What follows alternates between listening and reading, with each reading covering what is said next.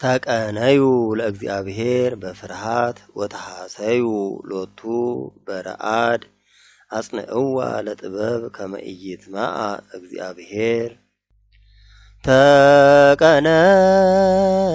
ተቀነዩ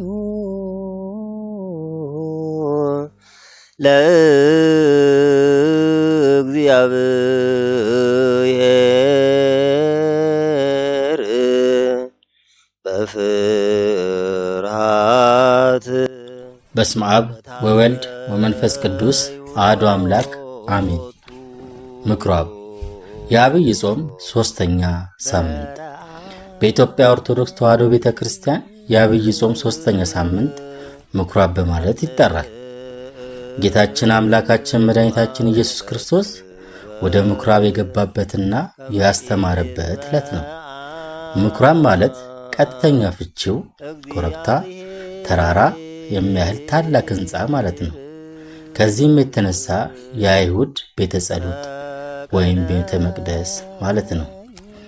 እንደ ቤተ ክርስቲያናችን ሥርዓትና ትውፊት መሠረት በዐቢይ ጾም በየሰንበታቱ ውስጥ የሚነበበውና የሚዘምረውም የጌታችን በመዋዕለ ስብከቱ ያስተማራቸውን ትምህርቶች፣ የሠራቸውን ዋና ዋና ተአምራትና መንክራት የሚያመለክቱ ናቸው።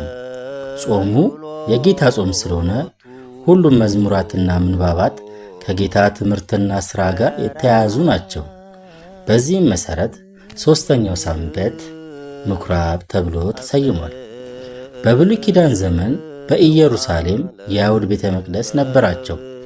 ናቡከደነፆር ኢየሩሳሌምን በወረረ ጊዜ ግን ቤተ መቅደሱን አፈረሰ፣ ሕዝቡንም ወደ ባቢሎን አፈለሰ። ከዛን ጊዜ ጀምሮ አይሁድ በሚኖሩባቸው ዘመን ቢያንስ 10 የጎለመሱ ወንዶች ወይም የቤተሰብ ኃላፊዎች በቦታው ከተገኙ እነዚህ ምኵራባት ለመስራት ይፈቀድላቸው ነበር።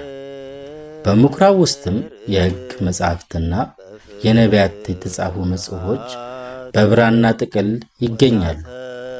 ምዕመናን እንዲሰሟቸው እንደ መድረክም ካለ ቦታ ላይ ካህናትና መምህራን ቆመው መጻሕፍትን ያነባሉ፣ ቃለ እግዚአብሔርንም ያስተምሩ ነበር።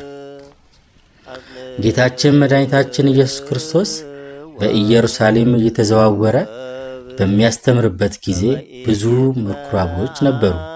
ሐዋርያትም በሚያስተምሩበት ወቅት ከአንዳንድ ቦታዎች በቀር በምኵራብ ገብተው ወንጌልን አስተምረዋል። ምኵራብን የሚመሩት አለቆች ጥፋተኛን ሰው ሲገኝ በመግረፍ ወይም ከምኵራብ በማስወጣት ሊቀጡ ሥልጣን ነበራቸው። አገልጋይ ወይም የሚራመዱ ወጣቶችም ልጆችን በማስተማር ጥቅሎችን በማቅረብ በተጨማሪም የአለቆችን ትእዛዝ በመፈጸም ያገለግላሉ። በየሰንበቱ ሕዝቡ ሁሉ በምኵራብ ተሰብስበው አምልኮታቸውን ይፈጽሙ ነበር። ከአምልኮታቸው ውስጥ ጸሎት፣ ከሕግና ከነቢያት ንባብ፣ ስብከትና ቡራኬ ነበር። ጌታችን መድኃኒታችን ኢየሱስ ክርስቶስ ወደ አይሁድ ምኵራብ ገባ፣ የሃይማኖት ቃልንም አስተማረ። ከመሥዋዕት ይልቅ ምሕረትን እወዳለሁ፣ የሰንበት ጌታዋ የምሕረት አባቷም እኔ ነኝ፣ የሰው ልጅም የሰንበት ጌታዋ ነው። የአባቴን ቤት የንግድ ቦታ አታድርጉት፣ ቤቴስ የጸሎት ቤት ይባላል እያለ የሃይማኖትን ቃል አስተማራቸው። ወደ ምኵራባቸውም ገብቶ ዝም ይሉ ዘንድ ገሰጻቸው። እነርሱም ትምህርቱን፣ የቃሉን ግርማ፣ የአነጋገሩን ጣዕም፣ የአንደበቱን ቅልጥፍና አደነቁ። ኢየሱስ በሰንበት ቀን ወደ አይሁድ ምኵራብ ገባ እያለ ኢየሱስ በአይሁድ ምኵራብ ማስተማሩን እያጣቀሰና እያነሳሳ ስለሚዘምር ይህን ሰንበት ለዚህ ጌታችን ኢየሱስ ክርስቶስ በምኵራብ እየገባ ለማስተማሩና በምኵራብ የሚሸጡ የሚለውጡ ነጋዴዎችን ስለሚያስወጣ ቤተ መቅደሱን ለማስከበሩ መታሰቢያ ሆኖ ስለተሰጠ ነው። የዚህም በዓል ታሪክ ዝርዝር ሁኔታ በማቴዎስ ወንጌል ምዕራፍ 21 ከቁጥር 12 እስከ 13 ተጠቅሷል።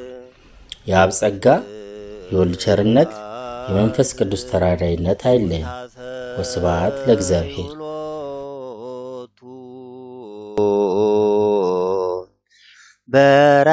በረአድ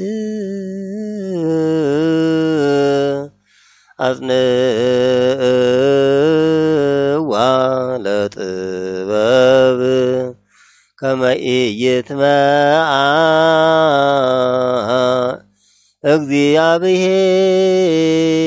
እግዚአብሔር